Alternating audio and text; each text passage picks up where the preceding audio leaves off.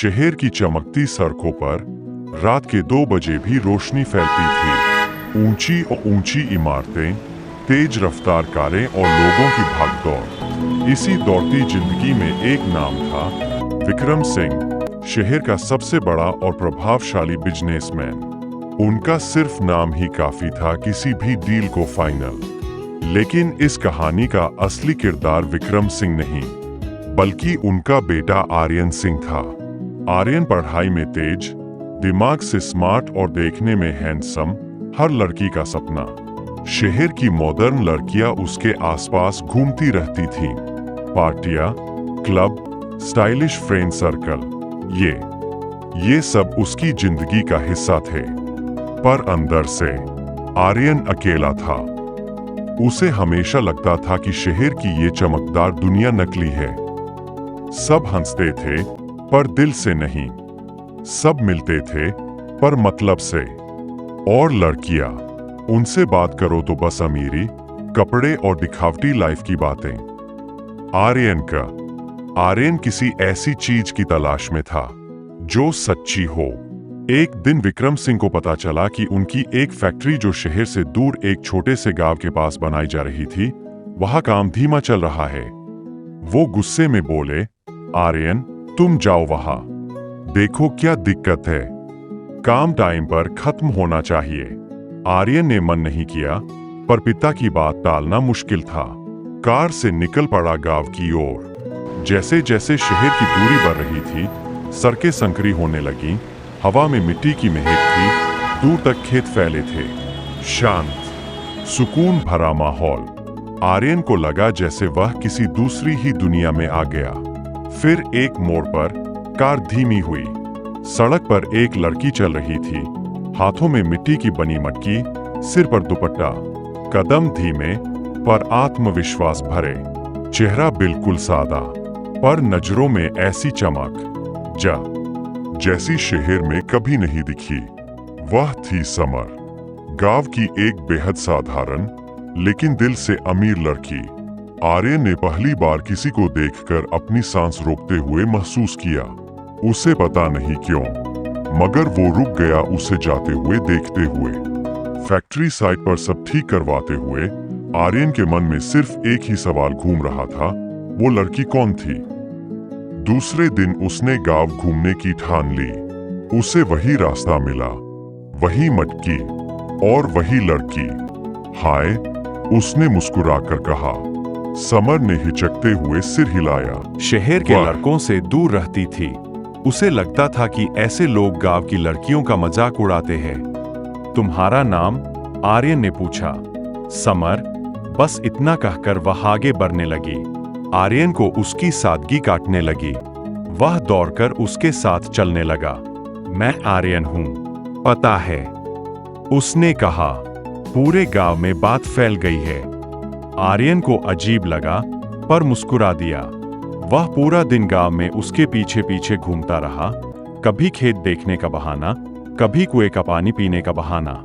Summer का दिल धीरे धीरे पिघलने लगा। कुछ दिनों में समर ने उसे अपने घर आने दिया।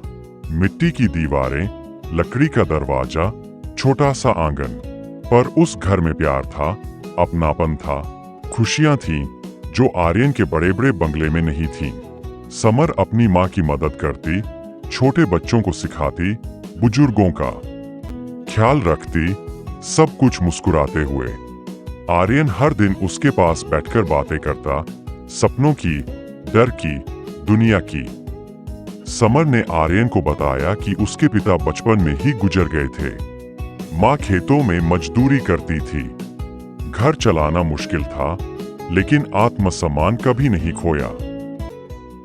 आर्यन पहली बार समझा कि असली राजसीपन पैसे से नहीं, दिल से होता है। एक शाम सूरज ढल रहा था, हवा में मिट्टी की खुशबू थी। समर खेतों के किनारे बैठी थी। आर्यन पास आया और बोला, तुम सच में बहुत अलग हो, समर। शहर में सब कुछ है, पर जो सुकून तुम्हारे पास है, वो कहीं नहीं। समर ने उसकी ओर देखा, साफ, बिना किसी बनावट के। उसकी आंखों में पहली बार नरमी आई।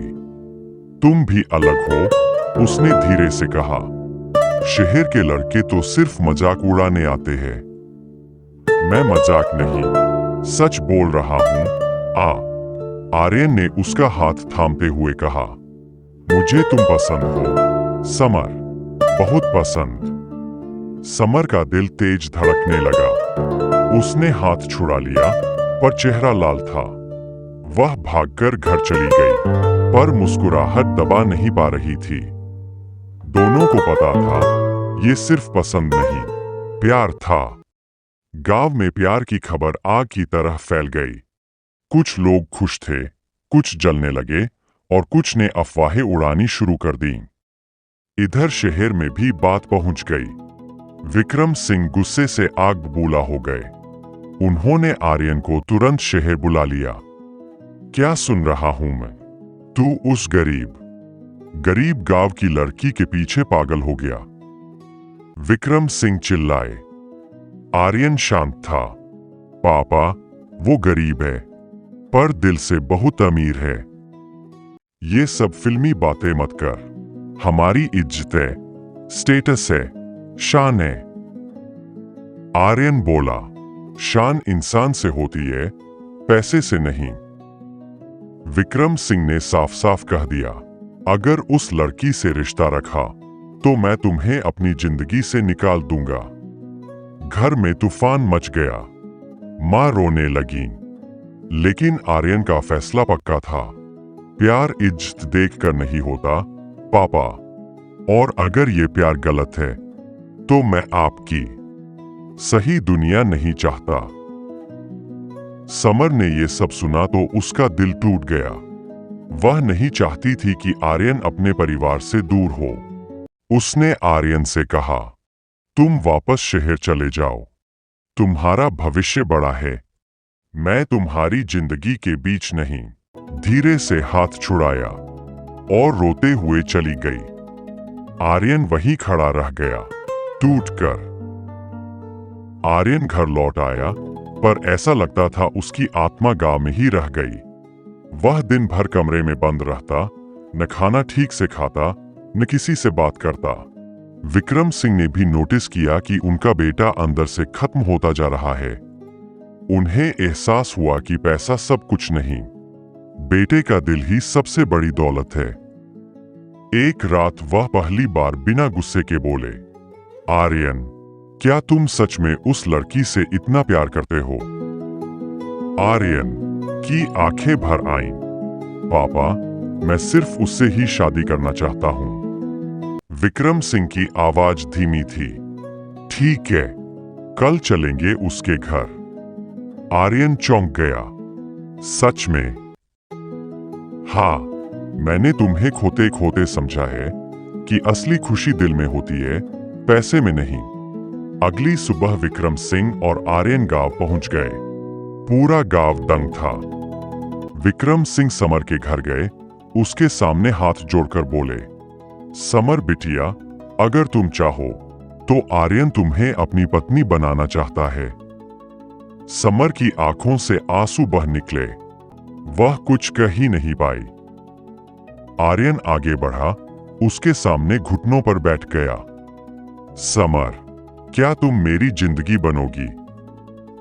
सारा गांव तालियां बजा उठा।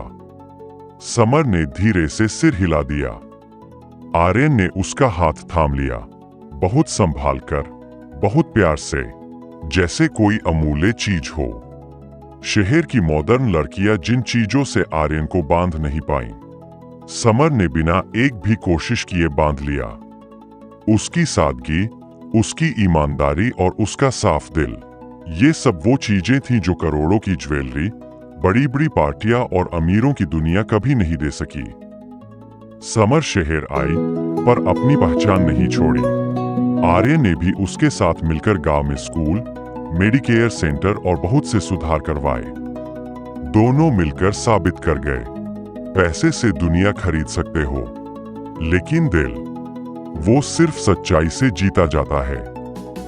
उनका प्यार वही था, प्यार जो सच में सबसे अलग था।